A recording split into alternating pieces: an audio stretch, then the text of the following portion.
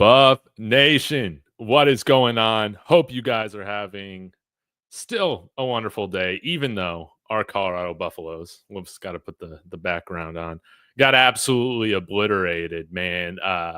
Hey, I want to give credit before we get started, Carter, to all the Kansas Jayhawk fans. The banter has been great all week. It's been a ton of fun.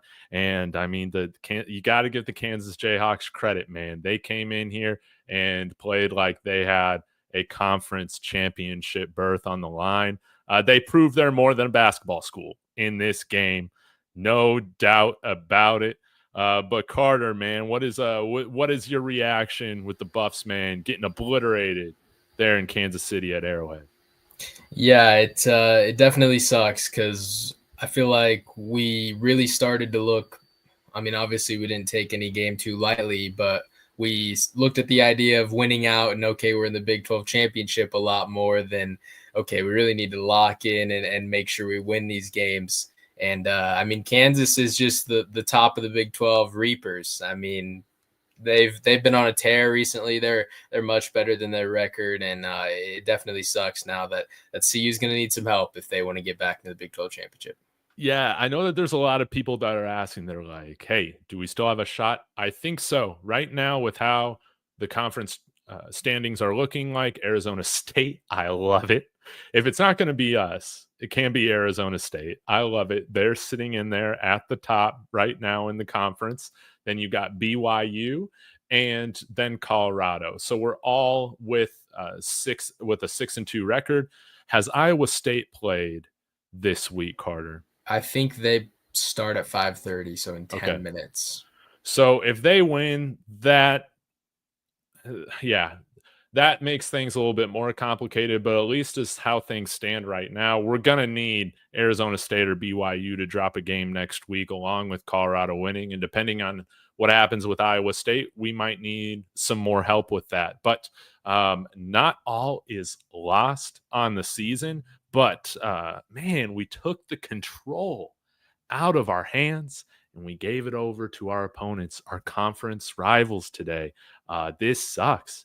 This sucks, man. And Devin Neal, a performance for the ages. I mean, I was shocked that he didn't have like close to 500 yards of just total offense, man. I didn't feel like we could stop this guy the whole game.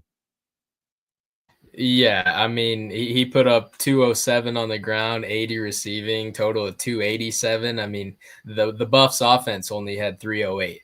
So, I mean, he single-handedly kept up with a really star power, what has been all year, CU offense. Yeah. And, I mean, if you can't stop the run, you're not going to win very many football games. And got to give credit to where credit's due. Devin Neal is a great player. He's going to get drafted pretty high.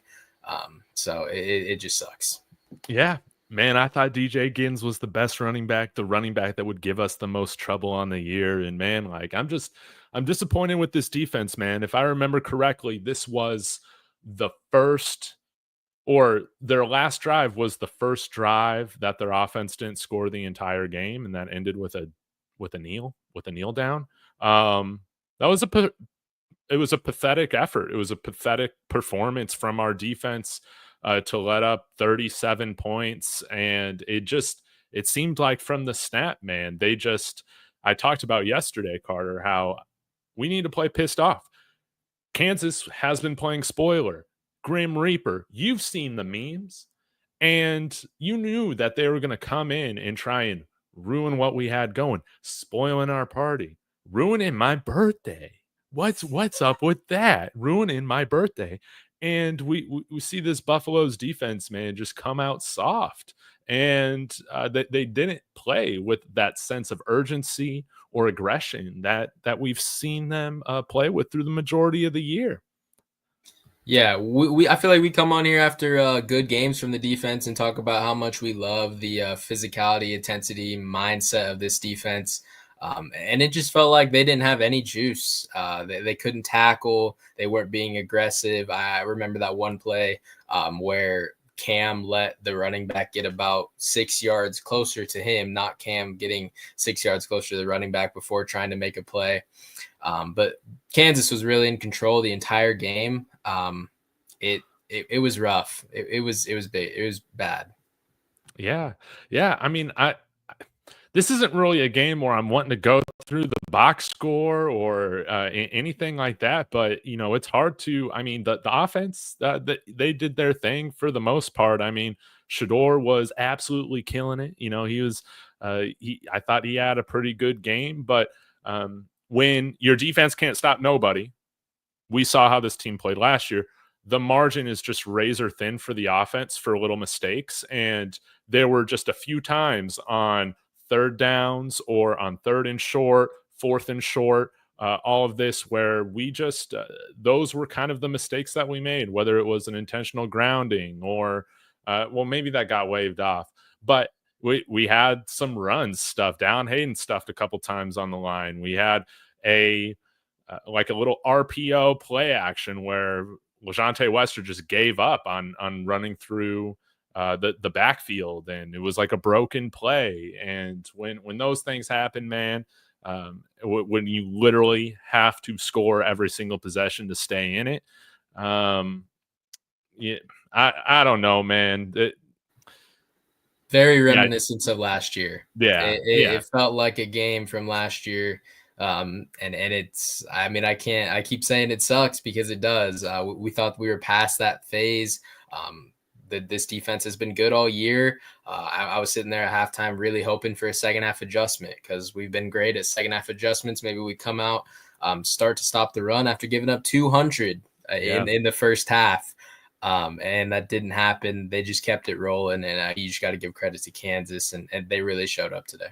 Yeah, man. Like they showed up. They whooped our butt in, every phase. It was great to see Travis Hunter have his moments, and Draylon Miller had an awesome moment as well. But really, we just didn't show up to this game, and Kansas played like they had their bowl eligibility on the line, and we didn't play like we had a college football playoff berth on the line. And I think that's the biggest disappointment in the whole thing. I mean, Devin Neal, man, what do you have, over 200 rushing yards? What were the stats? 207 on the ground, averaging 5.6 a carry with 3 touchdowns, and then 80 in the air with 1 touchdown coming from Jalen Daniels. Yeah, and it was like our linebackers look slow. I mean, I'll get to this couple super chats right now. Shout out to Eric Boatwright. Thank you for the cup of coffee.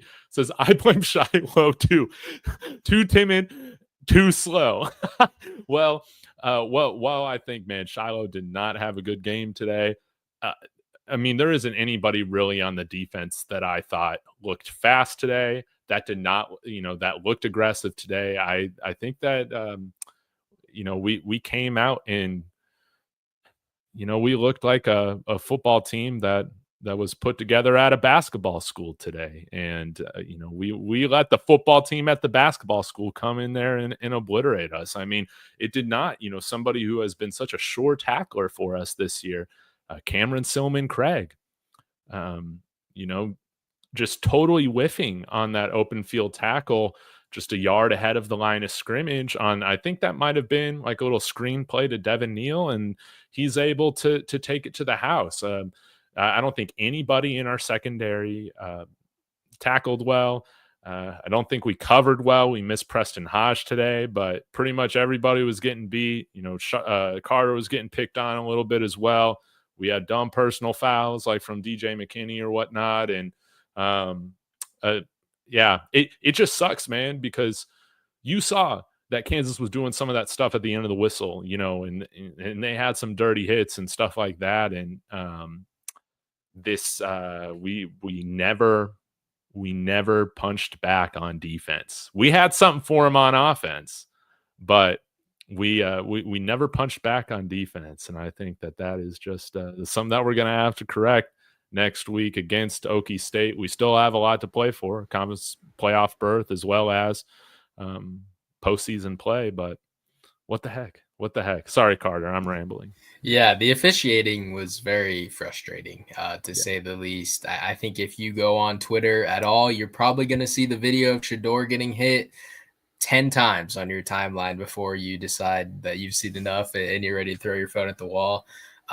because I can't imagine that not being a flag in any world, and for it not to be in today's game summed up the officiating as a whole really well. It started with that third down right at the start of the game, the missed holding or pass interference on Travis Hunter. Yeah. Obviously, you don't want to make refs an excuse. Because we definitely got outplayed today. But it just sucks that there's no positive to look to at all. So No positives. And yeah, it's like, yeah, there were some calls that I felt like should have gone our direction, whatnot. But again, that's not changing our lack of effort. That's not changing our lack of aggression. That's not, I mean, dude, I would have taken that DJ Giddens performance all over again. Like this week, I would totally have said, just give us that if I knew that this is how the Jayhawks were going to come out and play. And I want to get to this really quick. Shout out to my dad for the $20 super chat. Thanks for coming through. You still have the best analysis and wish you a happy birthday. Thank you very much, Dad. Always appreciative of this. Thank you for tuning in. But dude, what was the plan, right? Make Jalen Daniels a passer. And I mean, this guy's like turnover prone, right? And man, of course, we just make him look like he's Lamar Jackson out there, man, like a threat every time he has the ball in his hands.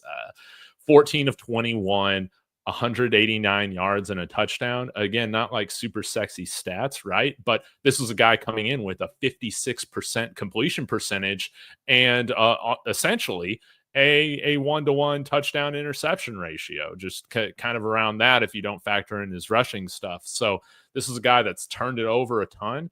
And Kansas Jayhawks, man, they played about as like, I know they didn't score a touchdown every single time, but Jalen Daniels also had 72 rushing yards on 6 rushes. That's it. And yeah, they didn't score a touchdown every single time, but Carter, I mean, they played about as perfectly from an offensive perspective, I think that you could ask for out of that Jayhawks team. Like, it doesn't get more perfect than that, scoring on every single drive, essentially. Yeah, I mean, they found the formula to beat this CU team, having 20 minutes more time of possession than CU did. They just let that clock tick, pounded the rock, and CU stood no chance to stop it. It sucks because we do have Ollie Gordon, who I saw got in the end zone today, coming to town next week. Every team we played seems to have a good running back, and it's a scary thing for the CU defense. Hopefully they can turn it around. Yeah, no doubt about it. Thank you guys for the birthday wishes. I'm not going to let this spoil my birthday, but it is a little bit of a damper, man. It is a little bit of a damper. We'll have to see kind of where we go from here. There was one other stat that I did just want to share on, just again, credit to Kansas. They were so good. 9 of 14 on third down. And 2 of 2 on fourth down. And I'm very curious to figure out, to look back at what their average distance to go for the first down was, because they put themselves in a lot of, third and short situations. And then you even saw, man, with when you're facing a third and, or a second and 15 or something like that, and just give it to the running back, we were like butter, man. We were like butter. We missed Shane Cokes today. I think we definitely missed his presence, but we didn't see anybody from our D-line get hands on anybody today. Yeah, it's pretty embarrassing when it's 3rd and 9 and they'll just openly run it without any hesitation, and one of their offensive linemen won't touch somebody until the 3rd level, and it's just with ease they're getting the first down. They had tons of confidence, I would imagine. There's no way they thought they were going to get stopped on any running play that they called, and then they would mix in a bunch of motion and screens and all that stuff just to kill this defense. Yeah, man. Again, I'm not blaming any one of these moments for the specific or leading to the loss, right? It was a culmination of things, but I'm curious, man. What did you think coming out of the half? I'm trying to remember what the situation was. So we go down and score. It's a 2-point game, and I'm feeling like, yes, this is the Buffs team I know. 17 points, man, it ain't nothing. We don't score in the first quarter like usual, man, whatever. Then Kansas gets the ball, right? We tackle them for a 1-yard loss, but there's also a holding call. I was pretty surprised we didn't take that penalty because I'm like, surely with 20 yards to go, we can stop them and force them to punt. I thought that was just an absolutely terrible decision by Coach Prime, and I think it really backfired. What did you think about that? Yeah, I completely agree, because not only that, 20 yards to get a first down, you're getting back to your game plan, what I would imagine, forcing Daniels to throw the ball. I mean, you give it back to them at 2nd and 11, and then they can still run a running play before they're forced to pass. If you stop one running play on 1st and 20, they have to pass. And obviously on their play call sheet, I would imagine 20 yards to go, they would have a lot more passes on there. So I didn't really understand the decision, especially with how little it was working in the first half. It's time to try something new. Let's force this guy to beat us. I wish they sold out on the run a little bit more. And if Jalen Daniels beats you with his arm, then tip your cap and move on. But they didn't really do that. And I didn't really get that decision from Prime as much either. Yeah, because 2nd and 11, and then I think they got the first down on the next play, and it was like a really big gain, if I remember correctly, because we also had the Shiloh horse collar tackle, so that added another 15 yards on it. But yeah, like I felt like that was like a really key moment, I feel like, in the second half, where we were starting to get some momentum, and of course, with how our defense was playing, they probably still convert on 1st and 20. Like, let's be real. Kansas was that they played a perfect game offensively. No turnovers. They're running for like 1,000,000 yards a carry, and they were just absolutely destroying us off the line. And so I don't know, but I hated that decision, man.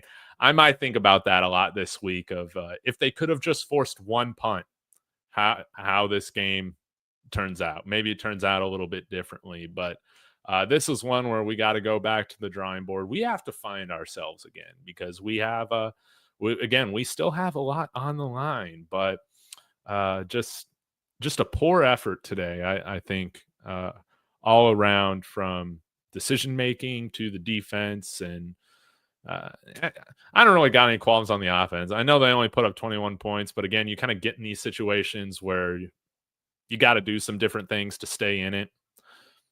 I thought they did fine. I will say one thing on the offense. It's watching that game, and this is extremely frustrating. I was more confident if that team was in a 3rd and 9 than if that team is in a 3rd and 1. Yeah. And that's super frustrating. We can't run the ball. I remember that one time, I think it was 3rd and 1, and they ran it back-to-back times. I think it was both to Dallin, and they ended up stopping us. If you can't get 1 yard in back-to-back plays, that definitely sums up the CU's running game. You know, on the anniversary of 62-36, man, we give up an average of 10 yards a carry. Come on, man. Come on. Ugh. Yeah. Got some work to do for sure. Definitely a humbling moment. They just need to do what they can control and go get a big win next week, and hope they get some help and they can right this ship. Yeah. Okay. Again, this is kind of an ugly thing. So, I mean, it's not like you can just replace everybody who played bad, but I'm curious, Carter, is there anybody, would you like to see any personnel changes or anything like that as we go into the Oklahoma State game next week? No, maybe just keep getting Micah a little bit more back involved again. He had that one nice catch where he made a move to get the first down. But other than that, I mean, it's definitely, I assume Shiloh's the one everybody's going to be talking about.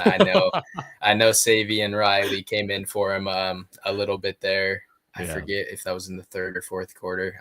But no, I mean, this is a good football team, man. They just got beat today. That happens. It's college football. It's really not the end of the world. Still a chance to go to the playoff.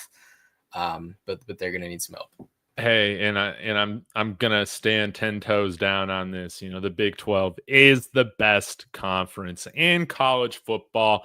I'm gonna say it.